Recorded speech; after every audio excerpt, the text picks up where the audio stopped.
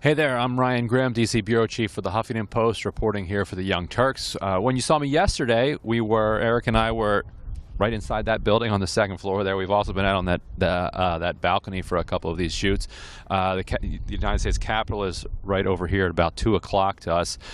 Behind us, Elizabeth Warren, Bernie Sanders, Jeff Merkley, and a number of activists held a rally against Jay Clayton. Now, if you were watching live earlier, you saw Elizabeth Warren's speech. We have Bernie Sanders' speech, and we'll upload that to YouTube later. I wanted to give you a little bit of context on who Jay Clayton is, and then also take a few questions on developments on Obamacare repeal. Feel free to throw the questions into Facebook, or you can tweet them to me at Ryan Grim. Quickly on Jay Clayton, this is Donald Trump's nominee to head the SEC, which is the cop that is supposed to oversee Wall Street. Clayton was literally Goldman Sachs' lawyer overseeing their part of the bailout. So he literally, in order to drain the swamp, went to get Goldman Sachs' bailout lawyer to head the SEC. This is somebody who has spent his life kind of battling with the SEC on behalf of major companies that have been charged with civil or criminal wrongdoing. Not much criminal wrongdoing because, as we know, the SEC doesn't really charge people with crimes, but when they have, often Jay Clayton is involved. What might be even more important than that is that he is one of the leading kind of legal theorists against what's known as the Foreign Corrupt Practices Act. Now, Donald Trump doesn't know a whole lot about policy.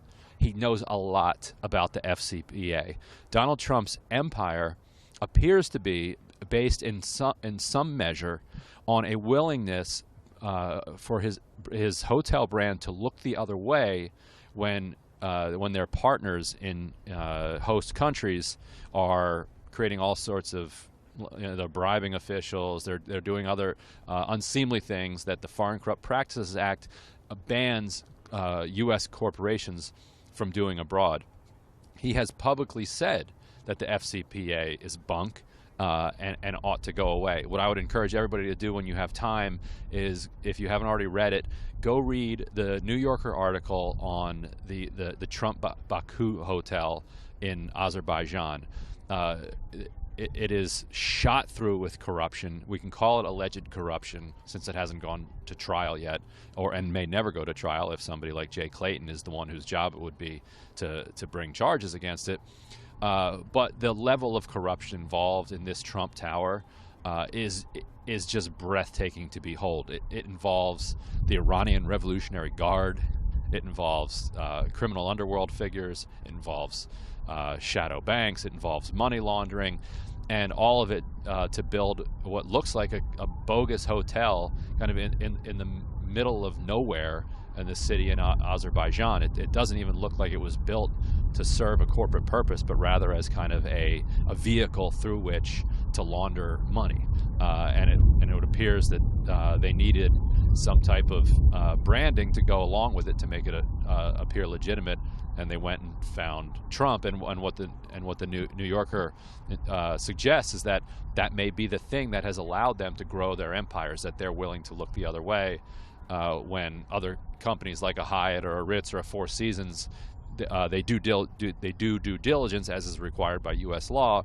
And if they find shady connections, if they find that, for instance, the Minister of Transportation, as was the case in Azerbaijan, is kind of the leading figure behind building this hotel, then you say, wait, you know what? Actually, we don't need to know a whole lot more. This is probably corrupt, and they step aside because they don't want to get charged under this act. So Donald Trump went ahead and did it anyway, got himself elected president. Now he's going to put the guy who wants to undermine the FCPA as the head of the SEC. It's quite a staggering turn of events, even up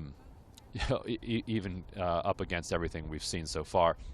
One quick development on Obamacare, and then happy to take any of your questions. Yesterday we talked about the number of hard no votes that were out there among extreme right Republicans. That has creeped up by our count to something like 28.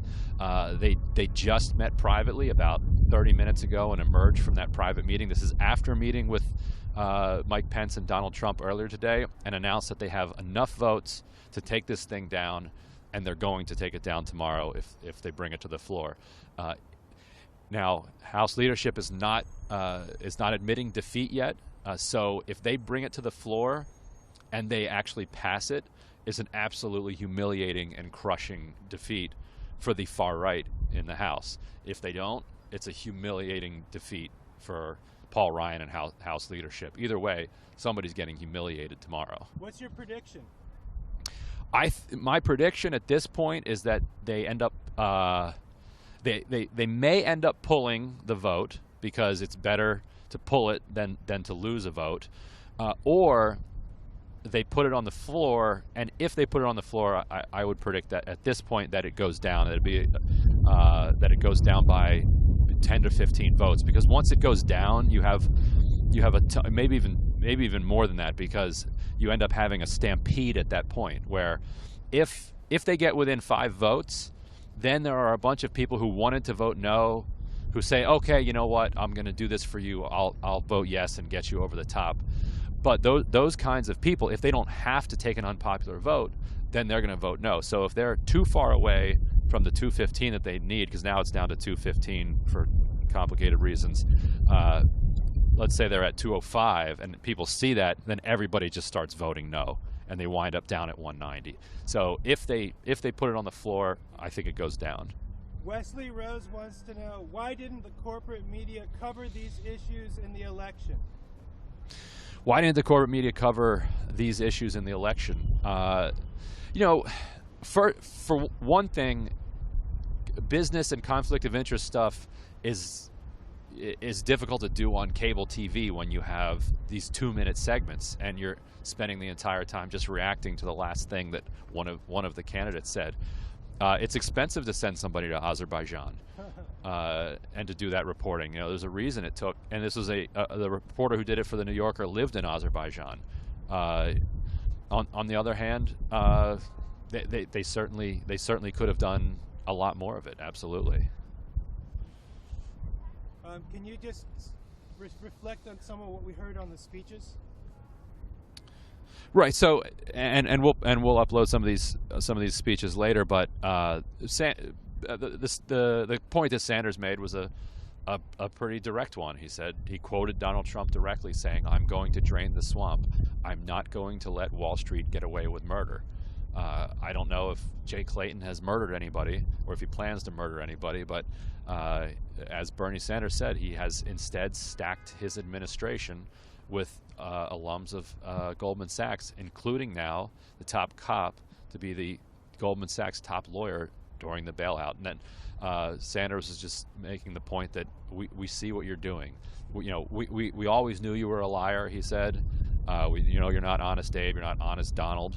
But this was a deeply cynical lie to try to appeal to the pain of the working class, and to say that you're going to be the one that's going to come in and shake up Wall Street, when in fact what you've done is brought in more billionaires than anybody in presidential history, and more figures from Goldman than even Obama could find. Can you expand on what Jay Clayton was doing during the market crash and the bailout?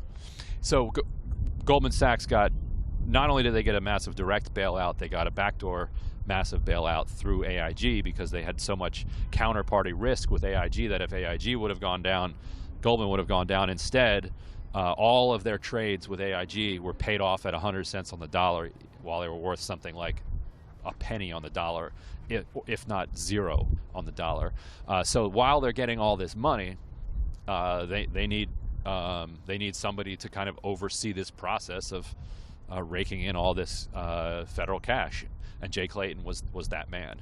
He was the guy who oversaw the process of the bailout for Goldman Sachs. Do you think Donald Trump knew this, or somebody just kind of slipped Jay Clayton's name on his desk? I think Donald Trump knew him from FCPA. I think the Foreign Corrupt Practices Act. I think the reason Donald Trump picked him is because he knows that this is the most outspoken Wall Street lawyer against the Foreign Corrupt Practices Act. That is one of the few issues that Donald Trump cares deeply about. He also cares about the alternative minimum tax, because he's had to pay it. He knows about interest rates because he's been doing real estate transactions his whole life. There are things that he knows about because he deals with them. He's not an intellectual. He's not somebody that reads journals or reads books or talks to people to kind of understand his way through the world. But by doing, he learns. And by going into business in the Middle East and Brazil and in Azerbaijan and Indonesia and Russia and all over the country. He has learned about the Foreign Corrupt Practices Act by engaging in foreign corrupt practices. And so I think that he knew who Jay Clayton was through that. That's speculation, but that would be, if I had to put money on it, that's what I would guess. Does that mean he's going to do more foreign corrupt practices, or is this about things he already did and he wants to get away with? Well, I think part of it is that you form your ideology around your behavior in circumstances like this, regardless of what you plan on doing in the future. But the Trump empire continues to expand around the world, so I would think that it's partly that and partly looking towards his kid's future. Okay, and then back to healthcare. We have a question. If it fails, what happens next? So, if it fails, what happens next? That's not entirely clear because of the process by which they set this vote up. In other words, they passed reconciliation instructions through the Senate, which is the thing that allows them to get away from the 60 vote threshold. So there's some question as to kind of how many cracks you get at this reconciliation process.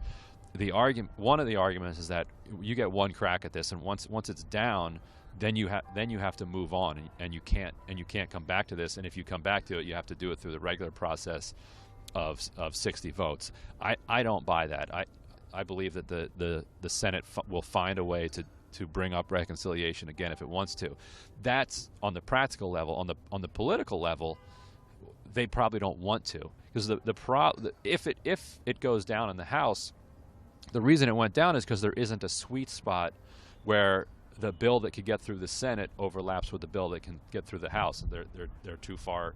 There's too far apart there, and so all of the pain that they have felt the last several weeks trying to get this through would be brought back up again closer to the election. So I don't think that would happen. I think if this goes down, it's down for good until 2019, and I think the elections of 2018 will have much to say about what happens to Obamacare repeal in 2019. But I do think if this gets voted down tomorrow, it's done for 2 years.